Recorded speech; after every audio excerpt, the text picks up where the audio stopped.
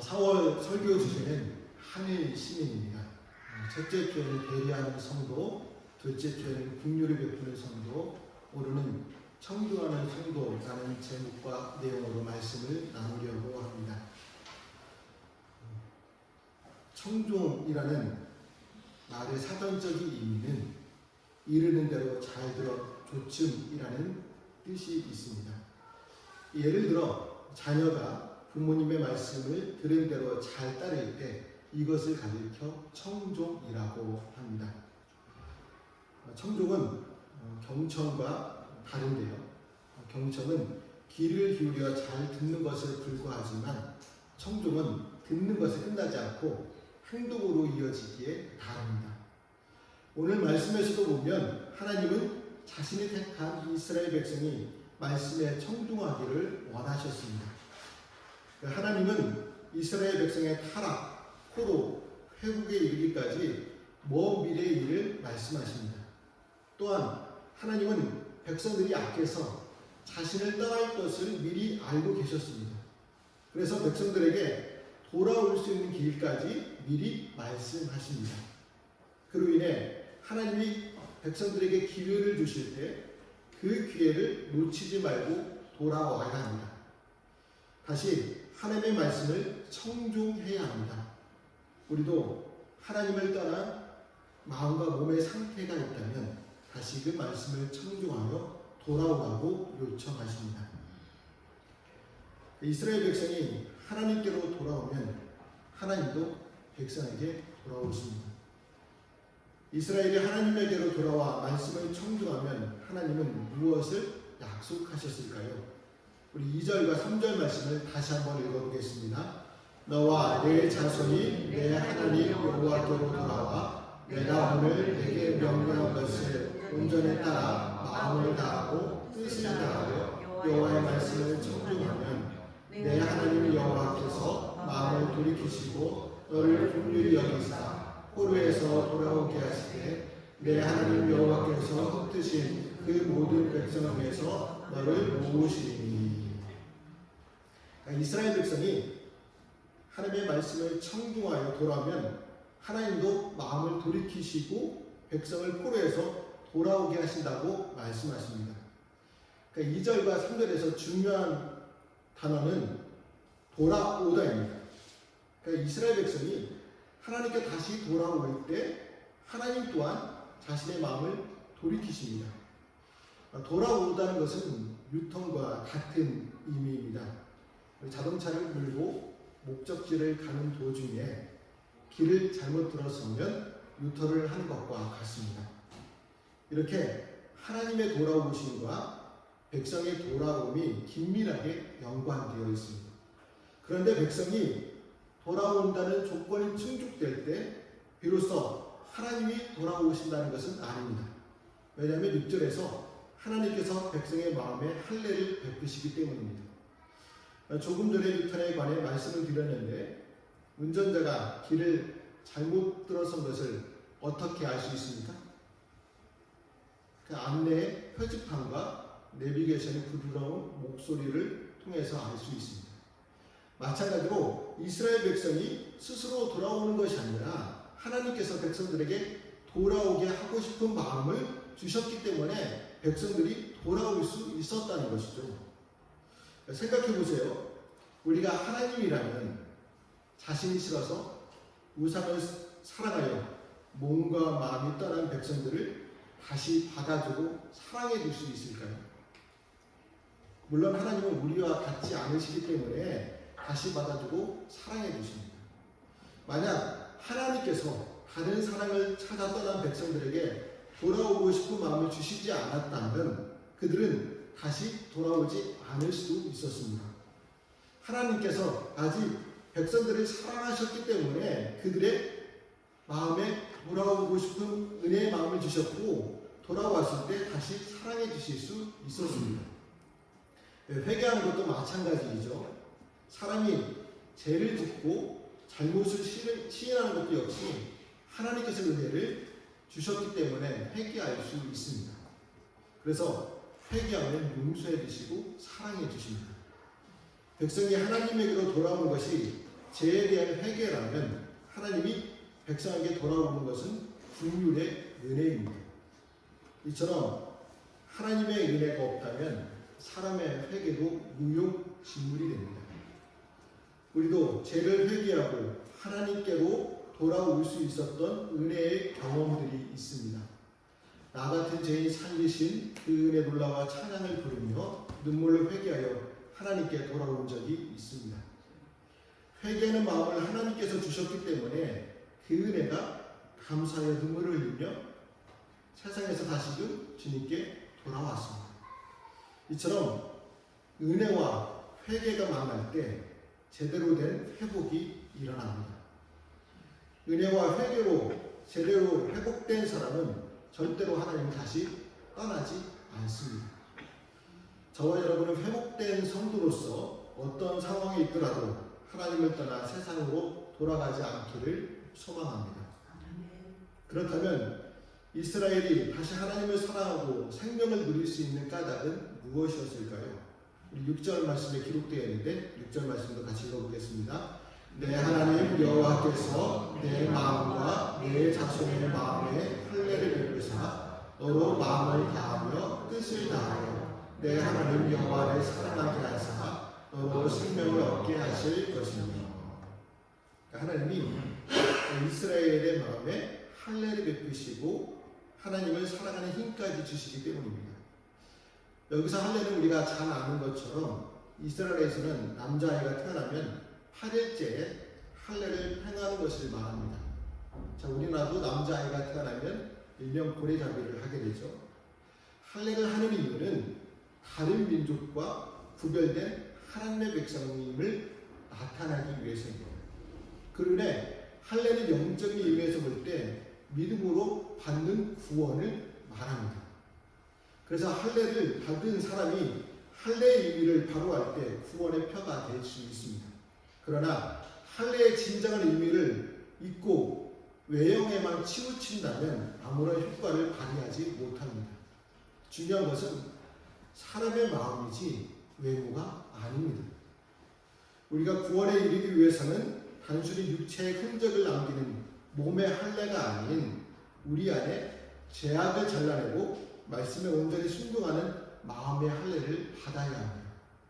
구원은 육체의 흔적이나 어떤 외적 기준에 의해 주어진 것이 결코 아닙니다. 제가 예전에 우연하게 어떤 사람을 만났는데요. 그 사람도 저와 같이 하나님을 믿는 사람이라고 반갑게 맞이해 주었습니다. 제가 이야기하는 도중에 이상한 점을 발견하게 되었는데요. 자신이 예수님을 만났는데 그 증거로 자신의 손에 흔적을 남겨두셨다고 이야기하는 것이었습니다. 구원은 믿음으로 얻는 것인데 왜 주님께서 그 사람의 손에 흔적을 남겨주셨을까 의심하게 되었습니다. 계속 이야기를 들어보니까 이 사람은 사입이라는 직감이 들었습니다. 그래서 더 이상 이야기하지 않고 그 자리를 떠난 적이 있습니다. 여러분에게도 어느 누군가가 말씀과 신앙보다 자기의 간증과 흔적을 더 강조하는 사람을 만나게 된다면 이상한 사람인 줄 알고 그 자리를 떠나야 합니다.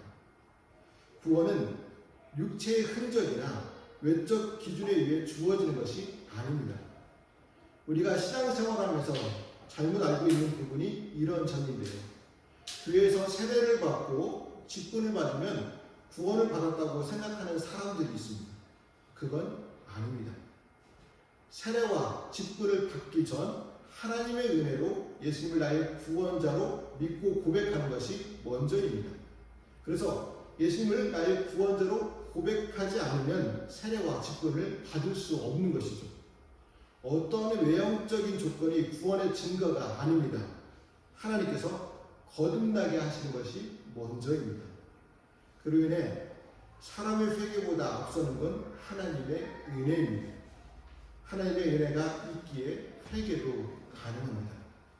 그런데 만일 하나님께서 은혜를 베푸시는데도 사람이 회개하지 않는다면 악한 모습이겠죠.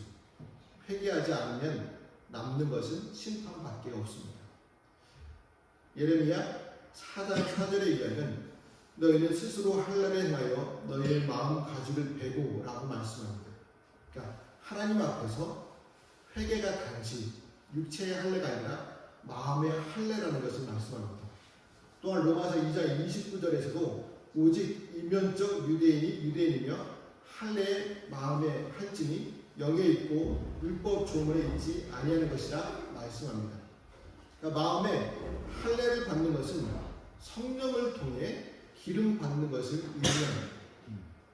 이스라엘 백성이 포로 가운데서 다시 돌아올 수 있는 유일한 방법은요, 성령의 임재를 통해 마음의 할례를 받을 때입니다. 이사야 선지자는 이 사실을 체험하였습니다. 그래서 이사야 61장 1절부터 3절에서 하나님의 영이 자신에게 내리셨기에 가난한 자에게 아름다운 소식을 전하며 마음의 상한 자를 고치며 포로된 자에게 자유를, 갇힌 자에게 노임을 선포하며 모든 슬픈 자를 위로하게 하셨다라고 고백하였습니다. 여러분, 내 힘으로 하나님을 사랑하는 것처럼 보이지만 실제로 하나님이 우리에게 하나님을 사랑하는 마음을 주셨기 때문에 하나님을 사랑할 수 있는 것입니다. 기도조차 할 수 없었을 때 하나님이 내 마음을 움직이셔서 영적으로 되었다는 사실을 잊지 마시기를 바랍니다. 그렇다면 하나님께서는 말씀에 청중하고 돌아온 백성들을 어떻게 하실까요? 우리 9절과 10절 말씀에 기록되어 있는데 같이 읽어보겠습니다.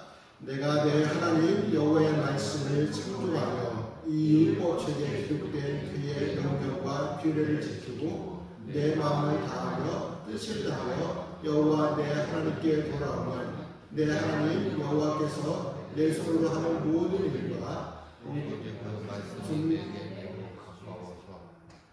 제가 잘못 기록되어 있는데 우리 9절과 10절 말씀을 우리 성경책에 보시고 다시 한번 읽어보겠습니다.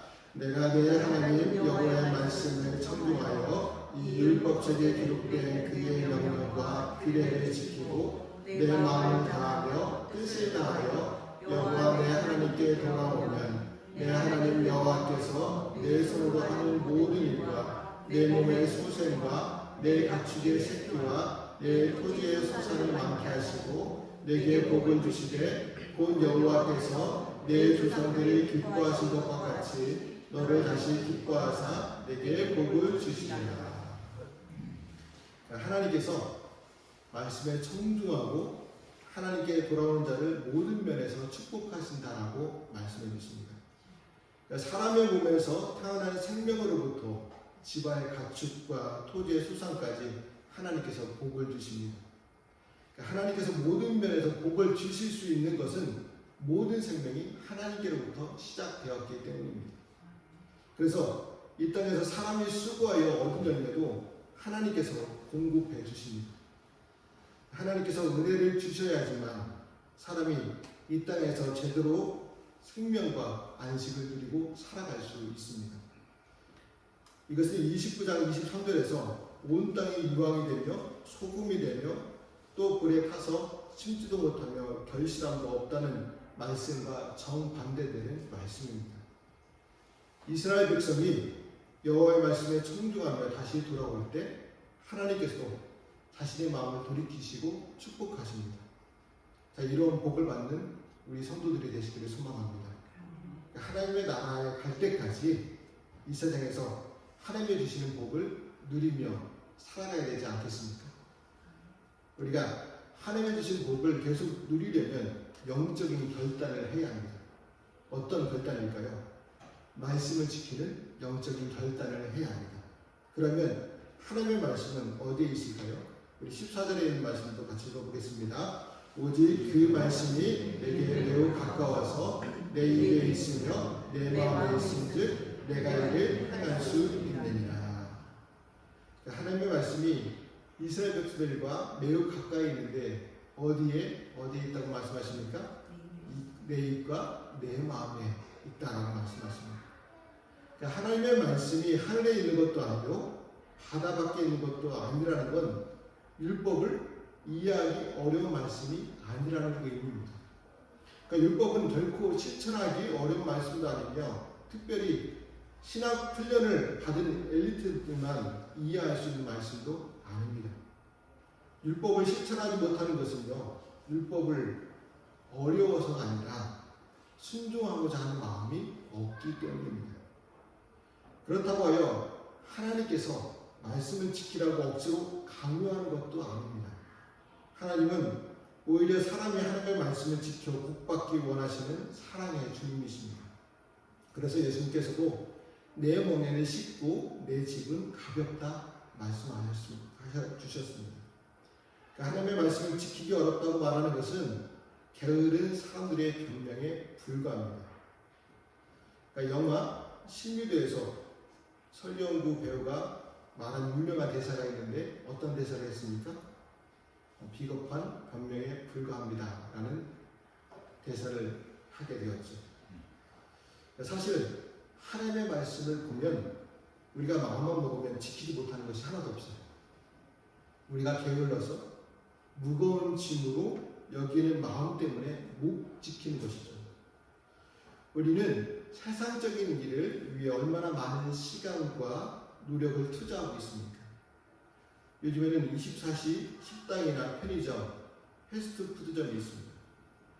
24시간 동안 잠도 자지 않고 돈은 버는 일에는 열심히 됩니다.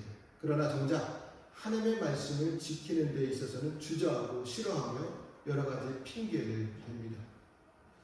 우리가 핑계를 대지 않고 말씀을 지키려고 할 때 하나님은 지킬 수 있는 힘도 주십니다.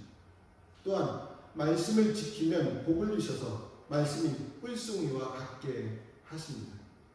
그로 인해 하나님의 말씀은 멀리 있지 않고 이미 입에, 마음에 가까이 있다는 것은 믿음을 가진 사람은 누구나 실천할 수 있는 말씀이라는 사실입니다. 우리에게 하나님의 주신 믿음이 있습니까? 그렇다면 말씀을 지킬 수 있습니다. 하나님의 말씀은 특별한 사람들에게 폐쇄적으로 허락한 것이 아니라 모든 사람에게 개방적으로 열려진 말씀입니다. 믿음을 가진 사람은 하나님의 말씀을 청중하며 하나님의 백성으로 살아갈 수 있습니다. 말씀을 지킬 때 우둔한 자에게는 지혜를 주시고 묵상하는 자에게는 즐거움을 주십니다. 그로 인해 하나님의 말씀은 죄악에 물들지 않게 하는 등불이 되며 새 생명을 얻게 하는 말씀입니다. 모든 사람에게 새 생명을 얻게 하기 위해 말씀이신 하나님께서 그리스도로 우리에게 오셨습니다. 그리스도는 말씀이 육신이 되어 우리 가까이 오신 하나님이십니다. 그래서 지금도 그리스도를 입술로 시인하며 그 마음으로 믿고 섬기는 백성들에게 함께 하시고 새 생명을 주고 계시고 있습니다. 말씀이신 그리스도는 우리로 하여금 생명을 얻게 하고 더 풍성히 얻게 하시려고 우리의 가까이에 있습니다. 그래서 우리는 말씀이신 그리스도와 항상 가까이 모시며 그런 삶을 살아가야 합니다. 그럴 때 우리의 삶은 풍성해질 수 있습니다. 그러니까 하나님의 말씀을 지키는 결단은 우리의 몫이라는 것이죠. 그래서 하나님은 우리에게 선택과 결단을 요구하십니다. 19절부터 20절 말씀에 보면 생명과 사망, 복과 저주의 길을 내 앞에 두었으니 살기 위해 생명을 택하라. 여호와를 사랑하고 말씀을 청종하며 그를 의지하라고 말씀하십니다. 이처럼 하나님은 백성들에게 결단과 선택을 요구하십니다. 아무리 말씀이 가까이 있고 열려 있을지라도 그 말씀을 청종하고자 하는 마음의 결단이 없으면 그 사람에게는 말씀이 하늘보다 바다보다 더 멀리 떨어져 있게 됩니다. 말씀 순종 여부에 따라 생명과 사망, 복과 저주의 길이 갈리게 됩니다. 하나님께서 사람에게 은혜를 베푸신다는 것은 말씀에 순종할 수 있는 환경과 기회를 주신다는 것을 의미합니다. 그런 의미에서 말씀에 순종하는 건 하나님의 은혜에 믿음으로 반응하는 것이 됩니다. 우리는 하나님을 사랑하지 않습니까? 그런데 그 사랑을 어떻게 표현할 수 있습니까? 바로 말씀 순종으로 표현할 수 있습니다. 자녀가 말로만 부모님을 사랑한다고 하면서 말씀에 순종하지 않으면 사랑하는 것이 아니겠죠. 마찬가지로 100번 하나님을 사랑한다고 말만 하지만 말씀에 순종하지 않으면 그것은 하나님을 사랑하지 않는 것이 됩니다. 그래서 누구든지 하나님을 사랑한다고 하면서 말씀에 순종하지 않는다면 거짓말입니다. 하나님을 사랑하고 하나님의 말씀을 청종하며 하나님을 의지하는 것이 진정으로 복된 삶입니다. 모세가 하나님을 내 생명이라고 고백하고 있는 것처럼 하나님은 우리의 생명의 원천이십니다. 그래서 우리가 생명을 다하는 순간까지 복된 삶을 누리려면 반드시 하나님의 말씀에 순종해야 합니다. 사실 생명은 1,000원을 주고도 바꿀 수 없는 아주 소중한 것이죠. 그래서 사람들은 자기의 생명을 지키는 일에 최대한 관심을 두며 살아갑니다. 그러나 생명은 자기가 지킨다고 지켜지는 것이 아닙니다. 하나님은 자신에게 순종하는 자의 생명을 지켜주시고 또한 장수하게 하십니다. 인생은 누구나 두 길 중에 한 가지 길을 가게 됩니다. 곧 생명과 사망, 복과 저주의 길입니다. 어느 길을 가든지 그것은 우리의 선택에 달려 있습니다. 물론 그 선택은 하나님의 말씀에 순종하느냐 순종하지 않느냐입니다. 지금 우리는 어느 길로 가고 있습니까?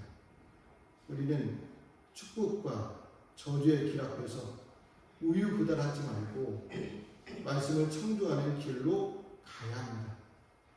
그러므로 하나님의 말씀을 청종하여 복된 삶을 누리는 저와 여러분 되시기를 주님의 이름으로 말씀을 드립니다.